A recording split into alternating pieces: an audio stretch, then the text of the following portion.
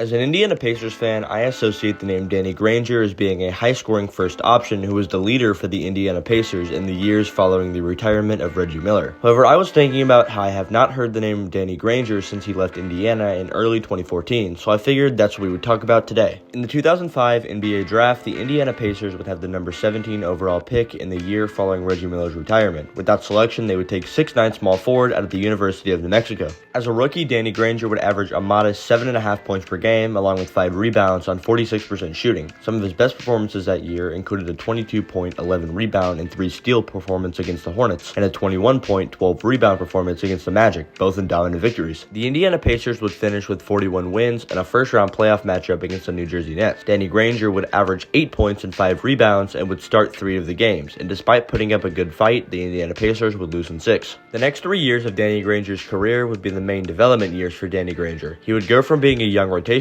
player to the main scoring option. By the time his 4th NBA season rolled around, he was already a 20 points per game scorer and would make his first ever All-Star team. In the 2008-9 season, he would average 25.8 points per game, 5 rebounds, 2.7 assists on an impressive 40% from 3. He would also average both a block and a steal per game. Not only was he the first Indiana Pacer to average over 25 points per game since Billy Knight in 1977, but he also became the first player in NBA history to improve his scoring by 5 points in 3 or more consecutive seasons. He would finish in 5th in points per game and would end the season with the Most Improved Player award. However, that was all overlooked due to the mediocrity of the Indiana Pacers because they finished with just 36 wins. In fact, Danny Granger would continue to score over 20 points per game. However, the Pacers would once again miss the playoffs, this time for the 4th straight year. In the 2010 NBA Draft, the Indiana Pacers would land Paul George to assist Danny Granger in carrying the team. Although it seemed like they would get off to a good start, Danny Granger would go down on points per game, along with seemingly losing a lot of his athleticism. He still led the Pacers in scoring at 20 points per game and would also lead the Pacers to the playoffs despite winning just 37 games. In round 1, the Indiana Pacers would take on the Chicago Bulls with MVP Derrick Rose, and the Pacers would lose in 5. However, to the credit of the Indiana Pacers, they still put up a pretty big fight, with their only double-digit loss coming in Game 5. In the lockout-shortened 2011-12 NBA season, the Indiana Pacers would win 42 out of 66. They would end with the 3rd seed, and Danny Granger would be healthy for most of it, playing in 62. However, the Pacers would start incorporating the entire team in the offense instead of just a Danny Granger-centered offense.